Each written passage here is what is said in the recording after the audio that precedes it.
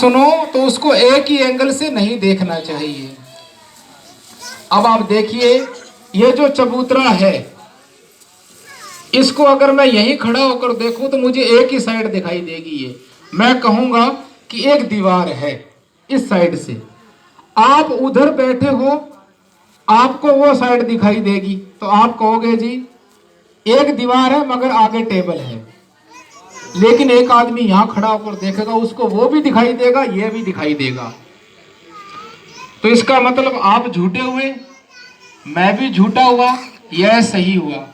एक आदमी ऊपर से देखेगा नीम से, उसको ऊपर वाला भी फलक दिखाई देगा, यह भी दिखाई देगा, यह भी दिखाई देगा। तो वो बोलेगा नहीं, एक दीवार नहीं है, 3 साइड है, 3 डायमेंशन। तो फिर वो सच्चा हुआ, ये भी झूठा हुआ, मैं भी और आप भी। ऐसा नहीं, मैं इधर से देख रहा हूं, वो मेरा सामर्थ्य है, तो मैं भी सच्चा हूं। आप उधर से देख रहे हो, वो आपका सामर्थ्य है, आप भी सच्चे हो। ये इधर से देख रहा है, ये भी सच्चा है, इसका अपना सामर्थ्य है, एंगल है। वो जो वहां से देख रहा है, उसको ऊपर से ये और ये तीनों साइड दिखाई दे रही है, 3 डायमेंशन, वो भी सच्चा है। तो गड़बड़ कहाँ है? कहने का मतलब यह हुआ, जब भी किसी चीज को देखें, पकड़ना बात को, भाई बीच में बोल रहे हो ना, ये बात अच्छी नहीं है, मैं ज्यादा देर नहीं बोलूंगा, पूरी रात का कार्यक्रम नहीं है भाई, प्लीज आप ऐसे करोगे तो फिर मेरा फ्लो टूट जाएगा बोलने का, लगातार बोले जा रहे हो आप। ऐसे तो मुझे नहीं लगता आप 10 मिनट भी बोलने दोगे मेरे को।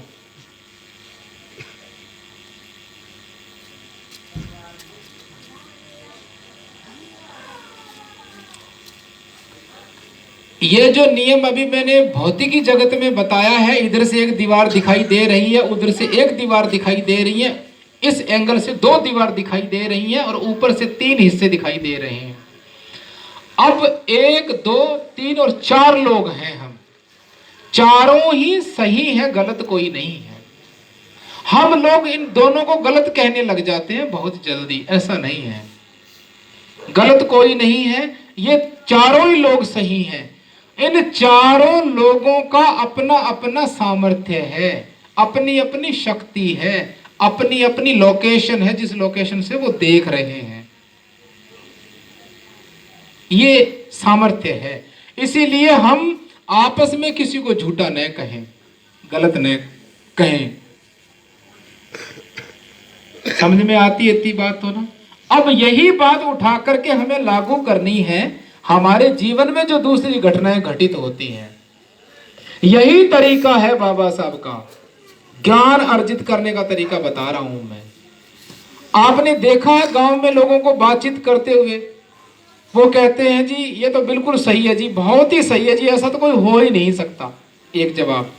दूसरा कहता है ये नहीं जी, ये तो बहुत ही गलत आदमी है, इसका तो पूछो ही मत, इतना गलत तो कोई है ही नहीं हमारे पूरे गांव में, पूरे देश में नहीं मिलेगा, पूरी दुनिया में इतना गलत आदमी नहीं मिलेगा। ये 2 बातें सुनते हैं। तीसरा आदमी एक होता है जो ना गलत कहता है ना सही कहता है, वो कहता है जी हाँ इस आदमी में कुछ बातें गलत है, लेकिन 1-2 बातें अच्छी भी हैं, ऐसे हर तरह से गलत आदमी नहीं है ये, कुछ बातों से मुझे अच्छा लगता है, कुछ बातों से मुझे ये बुरा लगता है। अब आपको ये बताना है तीनों में से कौन सा जवाब सही है। तीसरे वाला ना, मध्यम मार्ग वाला। कारण एक आदमी कहता है कि ये तो जी बहुत ही सही है, इसके जितना देव पुरुष कोई हो ही नहीं सकता। एक ने कहा ये आदमी तो महा गलत है, इसके जितना तो पूरी दुनिया में गलत नहीं है। तीसरे ने कहा नहीं, ये आदमी कुछ बातों में सही है, कुछ बातों में गलत है। तीसरे वाला जवाब बेहतर है। ज्यादा बार तीसरे वाला जवाब ही सही पाया जाता है। ज्यादा बार कह रहा हूं, 100/100 नहीं कहा मैंने। क्यों? क्योंकि हर आदमी इस तरह गलत नहीं होता कि पूरी दुनिया में उसे गलत ठहराया जाए, और हर आदमी इस प्रकार देव पुरुष भी नहीं होता कि पूरी दुनिया में उसे ही सही ठहराया जाए। लेकिन हम आवेश में आकर के, गुस्से में आकर के उसका रिजल्ट पूरा ही निकाल देते हैं, 100/100। हो गई ना गड़बड़? अब बस ये गड़बड़ बंद करने की जरूरत है, ईमानदार होना पड़ेगा। जिस दिन ईमानदार हो गए उसी दिन हमें दर्शन हो जाएगा कि हम अज्ञानी हैं, और जिस दिन हमें पता चल गया कि हम अज्ञानी हैं, उसी दिन ज्ञान की शुरुआत होगी। क्योंकि सीखने की आवश्यकता किसे है? जो जानता नहीं है।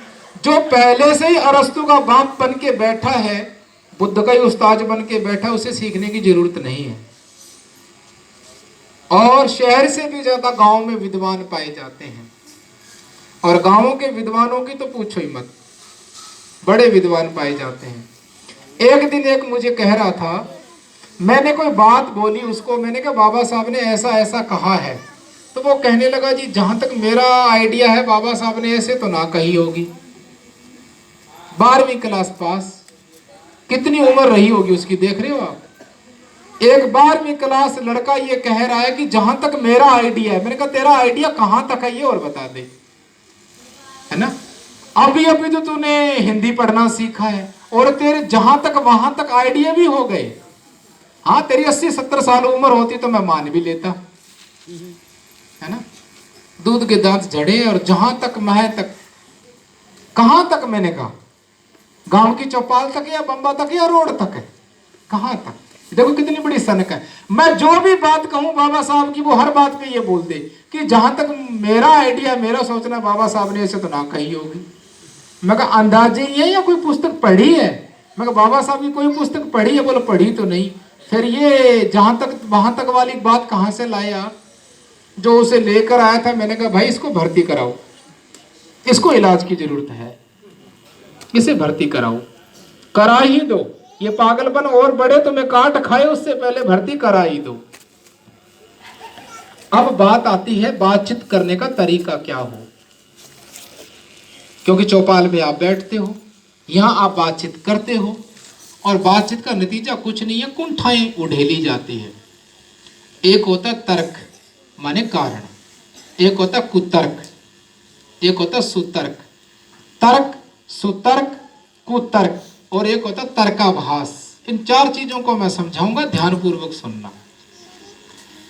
पहले बात करते हैं तर्क की, कारण, सही कारण बताना। तर्क माने सही कारण देना, लॉजिक, आर्ग्यूमेंट करना। सही कारण बताना, किसी कारण बता करके हम किसी बात को सिद्ध करते हैं, प्रूव करते हैं। इतनी बात तो समझ में आती है।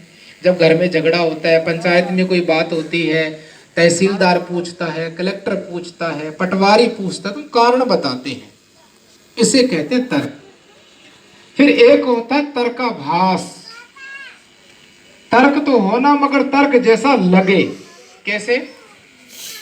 एक बार एक नेताजी भाषण दे रहे थे और वो कह रहे थे कि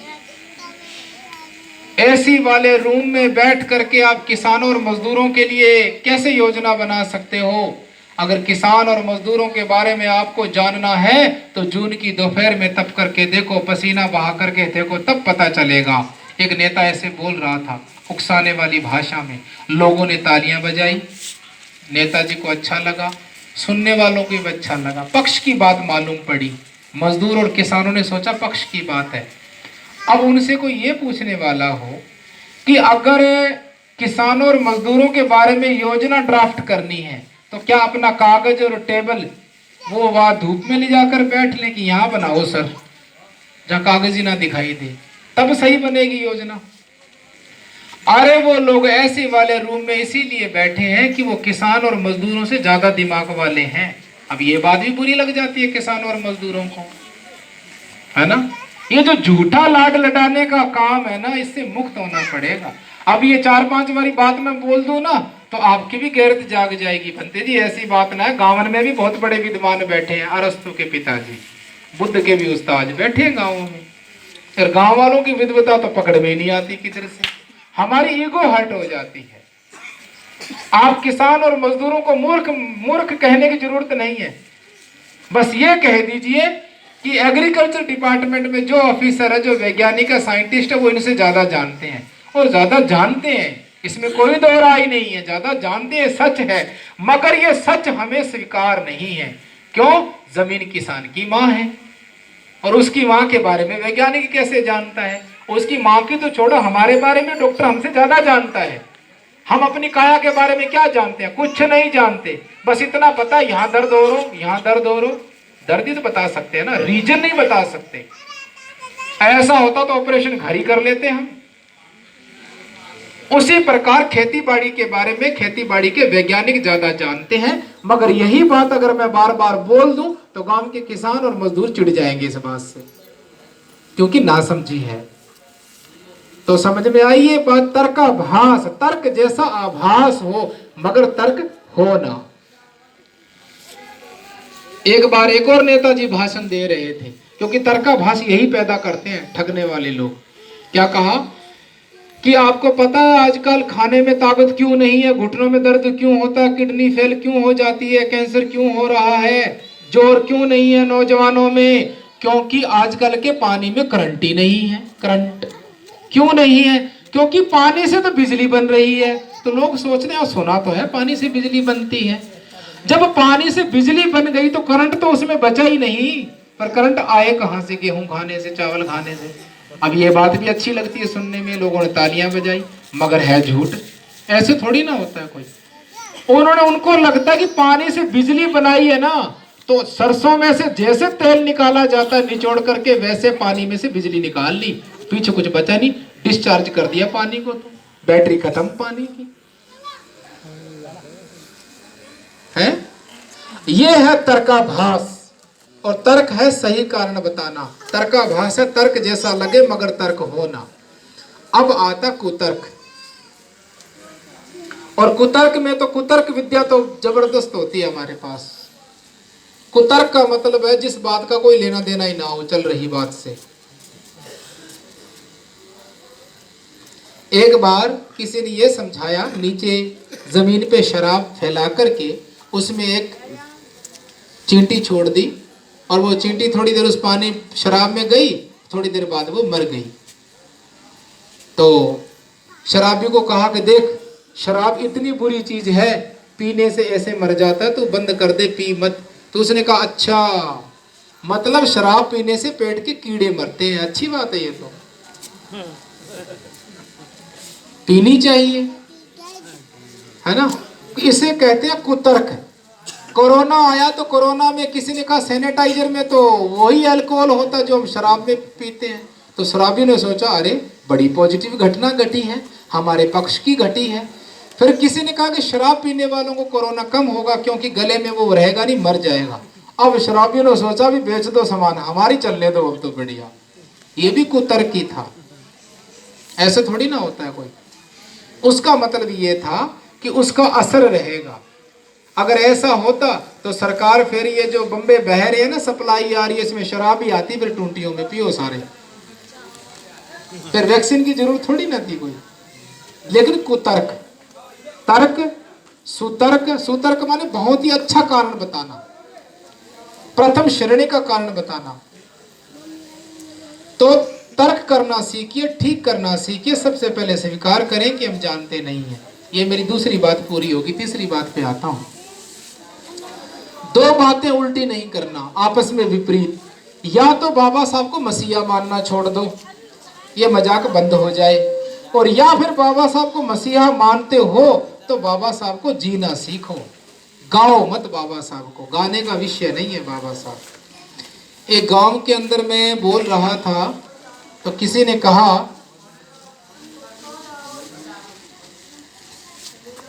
कि जी ये भंते जी बाबा साहब के बारे में नेक कम बोलते हैं, नेक, लिटिल बिट। तो मैंने कहा भी मैं बाबा साहब के बारे में नेक भी कम क्यों बोलूं, थोड़ा कम भी क्यों बोलूं, बताओ। आज दुनिया के हर कोने में बाबा साहब के बारे में जानते हैं। दुनिया के हर कोने में जो भी लाइब्रेरी है, उस लाइब्रेरी के अंदर आपको बाबा साहब के बारे में पुस्तक मिल ही जाएगी। क्या ये बात सहमत हो इस बात से?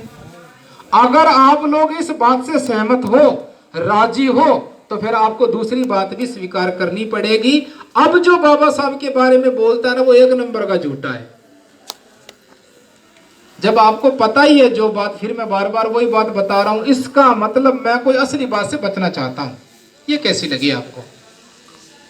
अगर आपको पता है जिस बात का, उसी बात को मैं बार बार दोहरा रहा हूं करवा चौथ की कहानी की तरह, इसका मतलब मैं अगली बात से बचना चाह रहा हूं।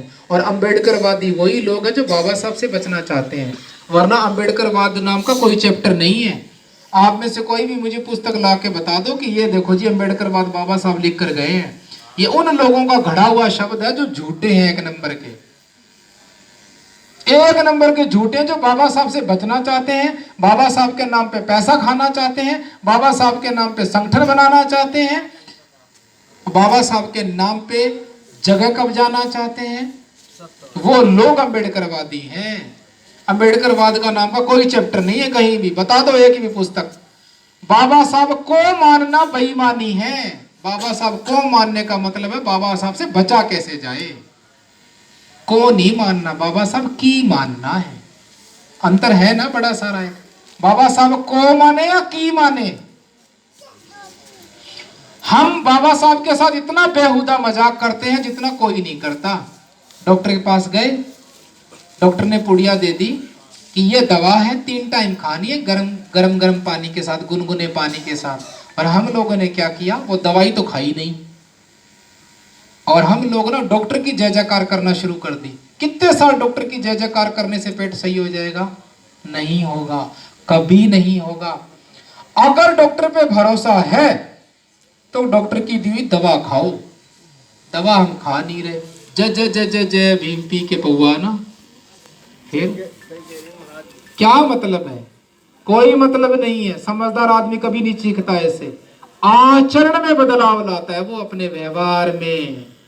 असल में बाबा साहब का मतलब है how to deal the situation in our practical life, how to select, how to eliminate and how to select the priorities. हमारे जीवन में प्राथमिकताएं कैसे हो, हम जीवन में चुनाव कैसे करें, हम जीवन में आने वाली घटनाओं से निपटे कैसे। हमारी वाणी में गालियां नहीं होनी चाहिए, सार्थक शब्द होने चाहिए, तो जाके बात बने। और ये जो मोहल्लों में बोर्ड लगा रखे ना जाटव समाज, जाटव समाज नहीं होता कोई, बताओ कहां लिखा है? जाटव तो जाति होती है, समाज में तो सारी जातियां आती हैं। गड़बड़ है तो बताओ। ये बाबा साहब के साथ धक्का करना क्यों शुरू कर दिया हम लोगों ने? किसने सिखाया हमें ये बात? बाबा साहब ने जो लिखा है उसको ठीक उल्टा काम करने में लगे हुए हैं, और बाबा साहब की मूर्ति लगा करके। ये भी मजे वाली बात है। क्यों? जाटव कोई समाज नहीं होता, जाटव जाति होती है, और जाति बौद्ध धर्म में नहीं होती, ना मुसलमानों में होती, जाति होती है हिंदुओं में। और जातियों में जातियां होती है यूं, और जाटव जाति है वो नीची जाति में ही आती है, ऊंची जाति में नहीं आती। ये बात हम सब जानते हैं, कोई नई बात नहीं बोल रहा मैं। इतना नीच बनने का शौक क्यों चढ़ गया हम लोगों को? ये इस गांव की बात नहीं है, पिछले गांव की भी यही बात है। दिल्ली में भी ऐसे मोहल्ले मिल जाएंगे कई कई। विदेश के लोग जो बुद्धिस्ट है हमारे दिल्ली में रहते हैं, आप जाके देखना, वो हमारी तरफ देखते हैं, बिल्कुल कमाल है, ये अजीब बोध है, इनको नीच बनने का भी शौक है। मोटरसाइकिल पे चमार, ग्रेट चमार नहीं, चमार शब्द सद गंदा चमार सही शब्द है, ग्रेट नहीं हो सकता। आपने पकड़ना शब्द को, होश में रहना, मुझे होश में सुनने की बहुत जरूरत है। तैयार हो सारे? कमर सीधी करो, लंबी सी सांस लो, आप दर्शन होगा आपको, देखना आज तो पीर मिल ही जाएगा आपको। कीचड़ जो है ना, कीचड़, जब मैं यूं कहूं कि ये दूध जो है शुद्ध है, तो इसका मतलब दूध में दूसरा ग्रेडियंट नहीं है। पकड़ में आती है बात? अगर मैं कहूं दूध ये शुद्ध है, तो इसका मतलब दूध में दूध के सिवाय कुछ नहीं है। यहां तक राजी हो? अगर मैं ये कहूं कि ये कीचड़ शुद्ध है, तो कीचड़ शुद्ध नहीं हो सकता, क्योंकि कीचड़ एक चीज से नहीं बनता। अगर कोई सिंगल चीज होगी तो वो तो शुद्ध हो जाएगी, और कीचड़ होने के लिए 10, 12, 13 का मिलना बहुत जरूरी है। यहां तक राजी हो कि नहीं हो? कीचड़ तभी तो कहते हैं ना 10, 12, 13 चीज मिले, और जो पहले से ही 12, 13 चीज मिली है वो शुद्ध कैसे हुई? मैंने तो लोगों को यह भी कहते हुए सुना, आपने भी सुना ही होगा, अजी हम तो शुद्ध चमार हैं। ये कहां से हो गए भाई? कौन सी ब्रांड है ये? कौन सी ब्रांड आ गई शुद्ध चमार होने वाली? ये भी कोई भाषा है? ये भी कोई शब्द है? क्या हम अपने बच्चों को, पीढ़ी को यह देकर जाएंगे? बाबा साहब ने हमारे हाथों में हीरा दिया, हीरा रतन, और हम उसे तो दिया फेंक, वही उठा लिया कीचड़। अब मैं 3 शब्द बोलता हूं, आपको ठीक लगे वही सिलेक्ट करना। ऊपर लिखा है चमार। नीचे 4 ऑप्शन है, शुद्ध, अशुद्ध, ठीक है। तो ये 2 शब्द है, शुद्ध और अशुद्ध। इन दोनों में से क्या सिलेक्ट होगा ऊपर वाले शब्द के साथ? अशुद्ध ही होगा। तो शुद्ध कहेंगे तो चमार शुद्ध के साथ तो मैच ही नहीं करेगा। कीचड़ जो होता है ना, वो शुद्ध होने के स्वभाव वाला नहीं होता है, वो अशुद्ध होने के स्वभाव का होता है। अगर हमें चमार शब्द के साथ ग्रेट शब्द लगाना पड़ जाए, ग्रेट, ग्रेट माने बड़ा, महान, और एक लगाना पड़ जाए गंदा, तो भाई ये जो शब्द है चमार, ये ग्रेट कहां से हुआ, महान कैसे हुआ? और ज्यादा चमारपन आएगा तभी तो होगा ना। पकड़ना, बात को ध्यान से सुनना, होश में मैं पहले ही कह रहा हूं, गड़बड़ मत कर देना। अगर चमार को हम ग्रेट करें, मैंने लिखा चमार, इसने लिखा ग्रेट चमार, तो this one is great, that one, कितनी सीधी सी बात है। अगर मैं कहूं चमार और मेरा बाप ग्रेट चमार, या फिर मेरा आने वाला बेटा ग्रेट चमार, तो इसका मतलब चमारपना बढ़ेगा तभी तो होगा ना। ग्रेट होने के लिए चमारपना बढ़ना चाहिए, यहां तक तो ठीक है। और चमारपना बढ़ेगा तो हम पहले चमार थे, और हमारा सिस्टम कैसा था, वो सिस्टम जब और बढ़ेगा, मूर्खता, नीचता, हीनता, मनोबल कमजोर, तभी तो ग्रेट होंगे ना। ये बेहोशी है, बेहोशी। होश कब आएगा हमें? क्यों ऐसा हुआ, क्यों? कारण यह है, प्रश्न आपका यह आना चाहिए, आखिर ऐसा हुआ क्यों? क्योंकि हमने बाबा साहब की लिखी हुई पुस्तक नहीं पढ़ी, हमने बाबा साहब को जानने की कोशिश नहीं करी, अपने ही मन से गढ़ लिया, और अपने मन से गढ़ा गढ़ाया तर्काभाषा कुतर्क है ये। आप किसी बच्चे को पूछ लो, अपनी रिश्तेदारी में जाकर के, इसी गांव में पूछ लो, अजी कौन हो, वो बोलेगा जाटव। अजी जाटव मुसलमान होते हैं? बोला ना, हिंदू होते हैं। हिंदुओं में कौन सी जाति है? बोलो नीची जाति। खुद ही कह लेते हैं बच्चे। आप अभी सुबह एक्सपेरिमेंट करके देख लेना, 10 बच्चों को पूछना, 100 बच्चों को पूछना, 80 एक ही जवाब देंगे। खुद ही नीच हो जाते हैं। क्यों? कौन सा नीचा काम किया हमने? बाबा साहब हमें ऊंचा बनाकर गए हैं, हम ऊंचे थे, गुलाम थे, वो बात दूसरी है।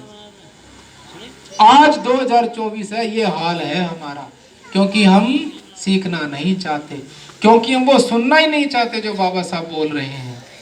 मेरी क्यों मानते हो आप? कम से कम वो किताबें पढ़ो, ठीक है, जो बाबा साहब लिख कर गए हैं। बाबा साहब का आदेश जो है वो जीवन में उतरना चाहिए। हम लोग जय जय भीम चिल्लाते हैं और घरों में हमारे वही पाखंड ढोया जाता है। शादी होती है तो हम बाबा साहब को भूल जाते हैं, गृह प्रवेश होता है तो बाबा साहब को भूल जाते हैं। 14 अप्रैल के दिन एक ही दिन कार्यक्रम करते हैं, उस दिन हल्ला करते हैं, बाबा साहब का उलाहना उतार देते हैं। ये बेईमानी है। सही मायने में बाबा साहब को जो मानते हैं ना, वो किसी भिक्षु को घर बुलाते हैं, उसे भोजन दान कराते हैं, बुद्ध विहार में जाते हैं, वहाँ साफ सफाई करते हैं, बैठकर पुस्तक पढ़ते हैं, ध्यान साधना करते हैं, घरों में संस्कार सारे बौद्ध रीति से करते हैं। ये होते हैं बाबा साहब को मानने वाले। तो बाकी जय जय जय जय जय भीम, बाकी बोलो, बाकी कुछ नहीं सर, थैंक यू। क्या मतलब जय जय जय जय जय भीम? बोले जय जय जय जय जय भीम, क्या मतलब क्या है ना, क्या चाहते हो भाई? किधर से कोई बुनियादी परिवर्तन आया जीवन में? कुछ नहीं आया। शादी करने जाते हैं तो दहेज हम पूरा ही मांग लेते हैं, बारात इतनी बड़ी लेकर जाते हैं जैसे लोकसभा की टिकट लेने जा रहे हो। और अगर कोई गांव में काज ना करे तो हमारे मन में ना अजीब सी सरसराहट रहती है, या इसने कुछ किया नहीं, इसने कुछ किया नहीं, पता नहीं कब करेगा। जमीन तो अच्छी खासी है, बीघा बेच क्यों नहीं देता, हम बिकवा दें, हम दलाल ले आए, भट्टी खुदवाओ इसकी और खुदवाओ, जिसके नहीं खुदी उसकी जमीन कैसे बच गई। ये बाबा साहब ने कहा था। और इसीलिए मैं कहता हूं, अब ये बात बोलना बंद कर दो कि बाबा साहब ने कही थी, मत करो। नहीं कही थी बाबा साहब ने, कही होती तो मानी होती आपने। बहुत ही कम लोग मिलते हैं जो अच्छे से बाबा साहब को प्रैक्टिस करते हैं। फरीदाबाद में घर में बैठा था मैं जब गया तो उन्होंने दीवार गिरा दी एक। मैंने कहा जी दीवार क्यों गिरा दी आपने? ये जो लॉबी और कमरा एक ही क्यों कर दिया? तो उन्होंने कहा 3-4 भाई 5-6 भाई इकट्ठे ही रहते हैं, वो कुनबा बड़ा है। तो वो कहने लगे भंते जी पहले हमारे घर में घूंघट करवाते थे, जब हम बौद्ध हैं तो घूंघट क्यों? कोई घूंघट नहीं है। ये दीवार इसीलिए थी कि हम सारे बड़े बूढ़े इधर बैठते थे, अंदर हमारी बहुएं थी, घूंघट वाली थी। जब हमने बेटी और बहू में अंतर ही खत्म कर दिया, घूंघट है ही नहीं, तो दीवार किस काम की? गिरा दी दीवार। ये होता है बौद्ध होना, इसे कहते हैं बौद्ध होना। दीवार गिरा दी। गिराओ दीवारें, दीवार गिरनी ही चाहिए। अगर अंधविश्वास और नासमझी की दीवार नहीं गिरी तो उस ज्ञान के उजाले की किरण आपके घर तक नहीं पहुंचेगी। गिराओ ये दीवारें, और ये दीवारें गिर ही जानी चाहिए। हम दीवार नहीं गिराना चाहते, हम चाहते हैं कि वैसे ही सब कुछ हो जाए, हमें कोई बदलाव न करना पड़े। ऐसा क्यों? अगर आपको लगता है कि भंते जी ठीक कह रहे हैं और बदलाव होना चाहिए, तो आप लोगों को चाहिए कि आप लोग एक टीम बनाओ। संगठन नहीं बनाना, और प्रधान तो बिल्कुल नहीं बनाना। ये प्रधान नाम की बीमारी हमारे समाज को खा गई। सबसे बड़ा दुश्मन है ये प्रधान। तो इस प्रधान ने विपक्ष को खत्म कर दिया, इस प्रधान ने मोहल्ले में झगड़ा पैदा कर दिया, इस प्रधान ने भंते जी को भगा दिया, इस प्रधान ने भंते जी को टिकने ही नहीं दिया। क्योंकि प्रधान कहता है मैं बड़ा, भंते जी कहते हैं मैं बड़ा। इसलिए प्रधान जो है ना, प्रधान मुक्त समाज बनाना बहुत जरूरी है। 2000 किलोमीटर दायरे में घूमता हूँ। ये जो प्रधान बनते हैं ना चौपालों के, अम्बेडकर भवन के, बड़े खतरनाक, बड़े खतरनाक है साहब। इसमें झगड़ा है ही है। सेवादार बनो, बन सकते हो तो क्या बनो? सेवादार। जिस समाज में सेवादार होंगे वो समाज ऊंचा होगा। हाँ, अगर समिति रजिस्ट्रेशन करवाते और उसके अंदर पद है तो भूल जाओ कि पद है, बस ठीक है, सरकारी औपचारिकता पूरी हो गई, तो आपके मन में ख्याल ना रहे कि मैं प्रधान हूं, बस सेवादार। वो तो सरकारी औपचारिकता है, उसमें तो लिखना ही पड़ेगा, अध्यक्ष ये है, ट्रेजरर ये है, ठीक है, कोई बात नहीं, मगर भूल जाओ, सेवादार बन जाओ। सबसे पहले तो नौजवान लड़के लड़कियां पढ़े लिखे जो है, चाहे इस गांव की बहू हो, उन लोगों को आगे आना चाहिए। इस चौपाल के अंदर आप ऐसे करो, दोबारा से पैसा इकट्ठा करके इसमें टाइल वगैरह लगाओ, और इसी चौपाल की ऐसी दरी भी बनाओ अच्छे से, ताकि प्रोग्राम ठीक हो सके। और अपने घरों में जो संस्कार है, गृह प्रवेश करना है वगैरह वगैरह करना है, वो सारा बौद्ध रीति से करो, करना भी चाहिए। क्योंकि जब आप संस्कार करने बैठोगे तो ये चर्चा बार बार होगी, और आपको हर बार सीखने का मौका मिलेगा, हर बार सीखने का मौका मिलेगा। ये मेरा पहला ही अनुभव है इस गांव के अंदर। आप लोगों ने मेरी बात को बड़ी ध्यानपूर्वक सुना है। आपका कोई भी सवाल हो वो आप पूछ सकते हो ये कार्यक्रम खत्म होने के बाद, लेकिन ध्यान रहे तर्क कुतर्क नहीं। हाँ, पानी से करंट नहीं निकालना है ना, पानी से करंट नहीं निकालना, तर्क करना, ठीक विषय से संबंधित बात पूछना। ऐसे मत पूछना कि जी हमने ऐसे ऐसे सुनी, एक बार हमारे गांव में ऐसे ऐसे हुई थी। तूने एक बार सुनी है, तुम्हारा एक गांव है ना पूरी दुनिया में, उसमें एक बार घटना होगी उसको पकड़ के डोल रहा है ना। इस दुनिया में अरबों खरबों गांव, अरबों खरबों लोग, अरबों खरबों घटनाएं, उसको छोड़ दी। एक घटना वो भी तेरे गांव की हमने नहीं देखी। होते ना गांव में ऐसे कि हमारे गांव में ना एक बार ऐसे ऐसे हुई थी, एक ही बार तो हुई थी ना भाई, एक को छोड़ ही दे, 99 पकड़ लेना। और उस एक घटना का प्रतिशत कितना बैठता है उसको खुद को ही नहीं पता। कितना बैठता है? 0.0000000 करके फिर एक लगाना पड़ेगा। इतना बैठता है, प्रतिशत निकालें तो उसका। अब ये भी समझ में नहीं आया होगा, चलो करके देख लियो, 10वीं की मैथ दोबारा से उठा लियो है। तो ये भोलापन कब दूर होगा? जब आप बाबा साहब को पढ़ेंगे या फिर सुनेंगे। हम जब सुनते हैं ना तो समझने के लिए नहीं सुनते, हम जवाब देने के लिए सुनते हैं, जवाब देने के लिए। तो मैं मेरी वाणी को यहीं विराम देता हूं।